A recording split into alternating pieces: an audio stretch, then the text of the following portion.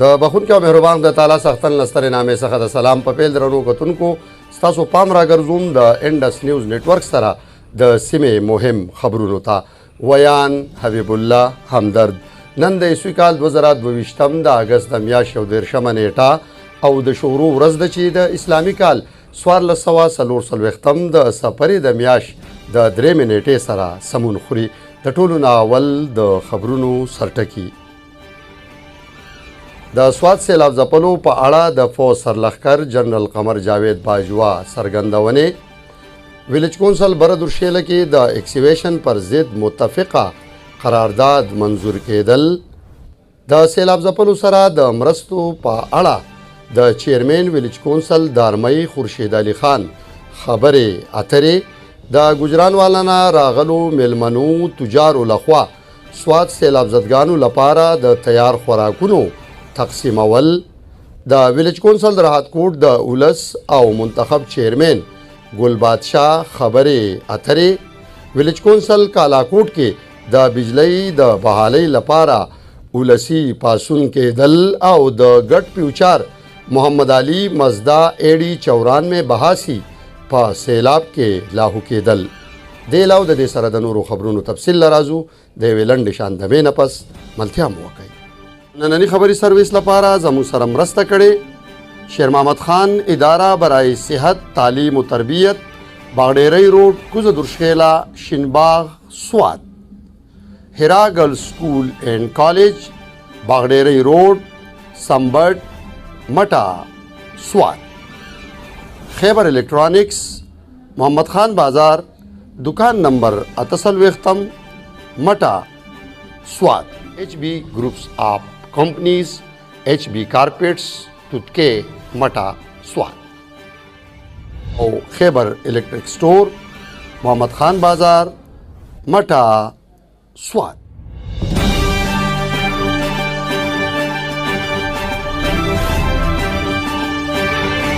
او اوس د خبرونو تفصیل. سوات کې د 2010 سیلابونو کې تباه شوو ځایونو باندې په دویم ځل د ودانو جوړونکو پر ضد کارروایي پکار ده. یادې څرګندونې د پاکستانی فوج سرلښکر جنرال قمر جاوید باجوا کانجو کې صحافیانو ته 13 ورځ د یو خبري کانفرنس په ترڅ کې کړي او زیاته کړې ده چې فوج به د صوبایي حکومت سره اوږه په اوږه د سیلاب ځپلو مرستو ته دوام ورکوي. ورلی के आप असेसमेंट करें जो असेसमेंट होगी अभी डिस्ट्रिक्ट मैनेजमेंट के साथ सूबाई हुकूमत के साथ मिलकर फ़ौज भी असेस करेगी. डैमेज काफ़ी हुआ है, ख़ास तौर पे कलाम और अतरोर के इलाके में काफ़ी हुआ है. ब्रिजेस भी डैमेज हुए हैं, होटल्स बहुत तबाह हो गए. लेकिन इसमें सबसे परेशान कुन बात यह है कि 2010 में भी यहाँ सैलाब आया था और उसी किस्म के होटल बर्बाद हुए थे और जिन्होंने अलाउ किया है दोबारा उस जगह पे होटल बनाने के लिए कोई ऐसा एक्शन होना चाहिए उनके खिलाफ ताकि आइंदा ये ना हो. विलेज कौंसल बरदुरशेला की द एक्सिवेशन पर ज़िद मुत्तफ़िक़ा करारदाद द चेयरमैन सईद शाकिर अली और पूरा काबिने पर मौजूदगी के मंजूर कड़े शवे दे. इंडस न्यूज़ नेटवर्क सर د خبرو اترو پر مهال چیرمین ویلیج کونسل بردرشیلا سید شاکر علي ویلي چې د بردرشیلې سیند پټانګ کې د هر قسم باجرۍ او شګې په ویستلو او وړلو په مکمله توګه بندیز لګول شوی او د دغه پر ضد نن متفقه قرارداد هم منظور کړی شوی دی. هر چا چې د دې قرارداد څخه سرغړونه وکړه نو د هغوی پر ضد به قانوني کاروایی کولی شي. د انډس نیو ډیره شکریه ده کوم چې دوی په هره موخه باندې ځان رسوي او د عوامو د اواز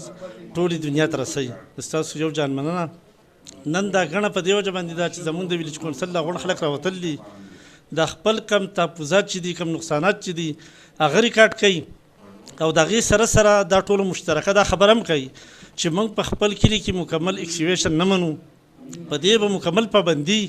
چې زموږ دا کلی نور نقصاناتو سره نه مخ کېږي او د دې سره سره د ټول صفات عوام ته یم چې هر سړی دی په خپل خپل کلي کې څنګه چې نن زموږ د کلي د خلک راوتي دي او په اکسیویشن پابندي ولګوله چې دې دا ټول خلک ولګوي دا به ډېره ښه وي. دا وخت د سیلاب ځپلو په مرسته او د هغوی په ضرورتونو باندې سیاست کول نه دي پکار بلکې به حیثیت قوم د خپلو اغیزمن شعورونو مرسته کول پکار دي. یادې څرګندونې د ویلیج کونسل دارمۍ چیرمین او سماجی شخصیت خورشید علي خان کړي او زیاته کړې ده چې حکومت باید په دې لړ کې د منتخب بلدیاتي نمایندګانو په مشاورت د بیا ودانۍ او سیلاب زدګانو د مرستو لړۍ روانه وساتي. دې سواد باندې ډېر لوی عذاب یا ډېر لوی امتحان راغلی. په دې کې دا قسم خبرې نه دی پکار، په دې کې سیاست نه دی پکار، په دې کې هغه شی پکار دی چې د خلکو ته دا درسي وشي، او دا نه ده پکار چې یاره یو سړی نه دی متاثر هغه ولې په دې کې د شاملېږي. د هغې نشاندهي موږ د الله پر رضا سره په ډېر ایماندارۍ سره کولی شو چې دا متاثر دی دا نه دی متاثر، د ده تاوان شی دی د ده نه دی شی، بلا تفریق دې دا وشي. په دې کې سیاست نه دی پکار، او سیاست ډېر وخت دی، ډېر لوی میدان دی. بیا کوي که نه سیاست اوس داسې وکړي چې زموږ سره مهرباني وکړي، خلک متاثر دي، زموږ بجلی به حل کوي، زموږ روډونه به حل کوي، او په دې کې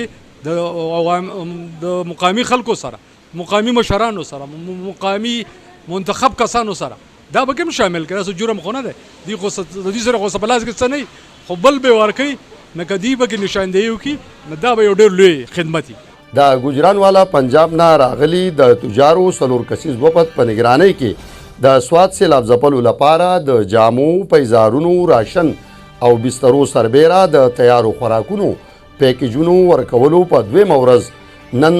زر متاثره کورنیو ته ریلیف پیکیجز او تیار خوراکونه ورکړل شوي. د ویلج کونسل د آرمۍ چیرمین خورشید علي خان په مشرۍ کې د هغوی په حجره کې نن هم د اخلي پخلي او پیکیجونو د تیارۍ لړۍ دوام لري. د ګجرانوالا پنجاب نه راغلي دغه 4 کسیز وفد شیخ محمد رفیق، شیخ ذوالفقار، محمد خالد، عادل او حاجی عمران غوری انڈس نیوز نیٹ ورک سره خبرې اترې کړي. راځي چې وایو. जी मेरा नाम मोहम्मद रफ़ीक है, मैं गुजरांवाला से आया हूँ पूरी टीम के साथ. तो जैसे ही न्यूज़ में हमें पता चला कि हमारे जो भाई हैं वो सैलाब से बहुत ज़्यादा मुतासर हुए हैं, उनके घर डूब गए हैं, तो बहुत ज़्यादा जज्बा हमने देखा अपने लोगों में कि हम वहाँ उनकी मदद के लिए पहुँचें. और बहुत सारे लोगों ने कंट्रीब्यूट किया और फिर हम यहाँ पे ये सारी चीज़ें लेके हाज़िर हुए हैं और सवाद के लोगों के साथ मिल के हम काम कर रहे हैं. इंशाल्लाह हम आपकी बहाली तक आपके साथ रहेंगे.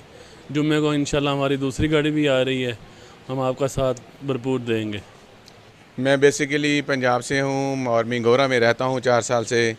ये जो लोग आए हुए हैं ये मेरे दोस्त भी हैं, भाई भी हैं, ताजर भी हैं, ये बच्चा मेरा भांजा भी है. और इन लोगों को मैं इन इलाके के हालात से जो थे उनकी वीडियो तस्वीरें इनके साथ शेयर करता था. ये उसको देखते थे और मुझे देखकर बताते थे कि हम ये सामान लेके इस इलाके में आते हैं, इन लोगों को आप आगे दें, हमें बताएं किस एरिए में जाना चाहिए, किन लोगों को ये ज़रूरत है, उन हकदार के पास हक पहुंचना चाहिए. ये ताजर लोग वहाँ से 15 लोग आए हैं, इन लोगों ने 3 गाड़ियाँ बराबर की हैं. एक गाड़ी 4 सदा मोटरवे पे इन लोगों ने लोगों को खाना खिलाया है. वहाँ से फिर रात से ये इधर आए हुए हैं. इधर सब लोगों तक जो बिस्तर हैं, कपड़े हैं, जूते हैं, जो भी चीज़ें हैं, पीछे भी इनकी एक गाड़ी और राशन की तैयार हो रही है, वो भी इधर तक आएगी. जहाँ जहाँ ये कोई इलाका है, जहाँ कोई मुसीबत ज़्यादा लोग हैं, जिन लोगों ने हमें वीडियो भेजी हैं, हालात भेजे हैं, वो आगे हमने पंजाब में ये गुजरांवाले जो ताजर लोग हैं इन लोगों को भिजवाई हैं. और इन लोगों ने उनको देखा और देखकर जज्बा अपने अंदर पैदा किया कि ये हमें काम लोगों के साथ हेल्प करनी चाहिए. د ویلج کونسل راحتکوټ ولسوایي چې حالیه سیلاب د دوی کورونه، دکانونه او فصلیزې سیمې د خاورو سره خاورې کړي دي. بلخوا د ویلج کونسل راحتکوټ چیرمین ګل بادشاه د ولس دغه ستونزې تاییدوي او زیاتوي چې صوبایي حکومت به د دوی سره هر ډول مرستې وکړي. یاره زموږ په راحتکوټ کې ډېر غټ نقصانونه شوي دي، زیات کر چې دي نو بلډینګونه او دکانونه او خلکو ځمکې ډېرې زیاتې خراب شوي دي. زموږ بیا بره راګستون دره ده، په هغه کې هم ډېر نقصانونه شوي دي، خلکو کورونه غورځېدل دي. او داسې د اخوا د لنډي کس کې خیر هغه خو د مدین تحصیل سره دی زموږ ملګری و، د هغه 15 چته بولډینګ و هوټل هغه هم غورځېدلی دی. یاره چې دومره تاوانونه شوي دي که نه چې په تېر شوي سیلاب کې دومره نه شوي، خلکو تباه نه شوي دي. د خلکو کورونه، جیدادونه، باغونه هر څه یې وړي دي. او تاسو د مخې خبره ده نو موږ به څه په دې کې دغه کوو چې یاره د چیرمین صاحب ته معلومه ده، ټولې دنیا ته معلومه ده. موږ د حکومت په تمه یو، حکومت ځان په شا راکاږي. نن د بجلۍ شپږمه ورځ ده چې بجلي نشته او لنډمینانو له موږ دونه تنخواه ورکوو، یو کس هم نشته. په دغه روډونو دا ټول عوام لګیا ده، خو هسې کستنې ودرئ، هر سړی زور لګوي چې یاره زر ته زر سہولت میلو شي. د راحتکوټ چې کوم نقصان شوی دی د دې باروی نم والی شوی دی، د سین نم والا شی دی زمونږ چې کم جایدادونه دي کم غریبانان کم خلک ته دوکانونه دي مارکیټونه دي هغه دواړه طرف باندې والا شي دي نو لکه کم از کم لکه مطلب چې د مشرانو له پکار ده چې د دې انکوایري وکړي تفتیش وکړي مطلب چې هغې معلومات وکړي بالکل جی زمونږ راحتکوټ چې څومره دی هغه بالکل د سیلاب ډېر زیات خراب کړی دی هغې کې دوکانونه کورونه او په ډېر زیات دغه باندې د ارمین والا دغه پورې ټول پټي چې څومره دي دا خراب کړي دي نن هم داسې کورونه پکې شته دی چې د ډاکټر ارشاد کور او د محمد دلې کور اوس هم د اوبو په غاړه دی او ځای ورته غوسېږي اوس هم هغو ته ځای غوسېږي هغو ته زر د بوکلې نه ضرورت دی چې اوبه ترې واوړي چې کوم دلته وزیر اعلی صاحب دی هغو پوره دغه کړی دی موږ سره او چې څومره هم امداد دی هغو منډه ترړه موږ سره ښه برابر وایي د ویلیج کونسل کالاکوټ ولس د بجلی د بحالۍ په لړ کې د اپنی مدد آپ د جذبې لاندې په خپلو لاسونو د بجلی کمبې ودرولي او هیله دي چې ټول ویلیج کونسل کې به ډېر زر بجلی بحال کړی شي بلخوا د ویلیج کونسل چیرمین ګلزیب د ولس د جذبو د ستاینې ترڅنګ خپلو هلو ځلو ته دوام ورکړی دی د ټول سوات دا حالات دي ستاسو د کیمرې د مخې دي خو زه به خصوصا د خپل د وی سی کالاکوټ خبره وکم چې په هغې کې دنیا کورونه او د خلکو ځمکې او بجلي حرم درم شوي نن درېیمه ورځ ده چې زما سره په دې سکرین باندې که دا سپینګیري مشران او نوجوانان موږ آپ کې تحت آپ کې مدد لګیا یو کار کوو او زموږ سره په دې کې سپرنټنډنټ صاحب دیو او مقامي لړمینان هغه هم را سره تعاون کوي او نن انشاءالله موږ 8-9 بجو له خپله د بجلي بحال کو او د باقي خو جو ډېر شی نقصانات شوي دي موږ د خپلو عوامو سره اوږه په اوږه ولاړ یو او د اعلی حکامو نه او د ښکلي خان نه د سی ایم صاحب نه د هغو نه هم ډېره شکریا د هغو ادا کوو چې زموږ سره په پولونو کې په د بجلۍ په ستنو کې هم تعاون کړی دی مزید د دې نورو خلکو چې څومره نقصانات شوي دي زموږ دا هیله او تمه ده انشاءالله تعالی چې د دې خلکو په پرهارونو باندې به انشاءالله تعالی دیو ملهم لګوي او د دیو په دې سر باندې به د دیو دا سوری انشاءالله انشاءالله چې د کالاکوټ د وی سی نیمه بجلی چې ده نو هغه تقریبا نن ماښام ته به بحال شي مزید زمونږ د کالاکوټ چې کومه پراپرټي د کالاکوټ آبادي ده او د هغې سره سیدکوما خوش او د مسکره د هغې دپاره به هم موږ سبا یو نوې پیشقدمي کوو ډېر نسخانونه پکې شوي دي کورونه پکې وړي دي پټي پکې وړي دي وټې پکې تللي دي او د هغو مطلب باندې اوس موږ د خپل مشر چیرمین صاحب سره راغلي یو دغه سخته زموږ سره اوږه په اوږه ولاړ دی او همدردي زموږ سره کوي حکومت هم همدردي کوي تاسو پکې راغلئ ستاسو ډېره غټه مهرباني ډېره غټه شکریا ادا کوم جی خاص کر زموږ د علاقه ډېره زیاته متاثره شوې ده کالاکوټ په دې کې کورونه وړی شوي دي په دې کې چې دي نو خلک بې کوره شوي دي په دې کې خلک چې دی نور نقصانونه شوي دي بجلي چې ده کمیونیکیشن نظام هر څه ګډوډ شوی دی خو زه ډېر زیات پر امید ځکه یم چې دا د سی ایم صاحب خپله حلقه ده زه امید ساتم چې دا به په پریارټي بیس باندې زموږ د مسایل چې دي دا به حل کوي او کم خلک چې متاثره شوي دي د هغو سره څومره کېږي د خپل ذاتي پڼ نه به د هغو سره مدد کوي د ګډ پیوچار محمد علي وایي چې د هغه پورویل مزدا چې نمبر AD 94 دی د بحرین نه په حالیه سیلاب کې لادرکه شوي که هر چا ته پته ولګي او یا په لاس ورشي نو هغوی دې په موبایل نمبر 0301 8052 536 باندې د هغوی سره تماس ونیسي زما نوم محمد علي دی زه د ګډ فیوچر اوسېدونکی یم او پلار نوم مې محمد ورون دی او زموږ نه یوه ډینا سیلاب وړله د بحرین نه د ټیکهدار سره کار کوو سیلاب وړله موږ پسې دا 2-3 ورځې وګرځېدو خو لکه بیا ونه مونده 94 نمبر دی فورویل ګاډی دی 88 ماډل دی که چاته هم میلاو شو نو مهرباني دې وکړي زموږ سره د دې کنټیکټ نمبر رابطه وکړي کنټیکټ نمبر دی 0301 8052 536 په دې زموږ سره رابطه وکړي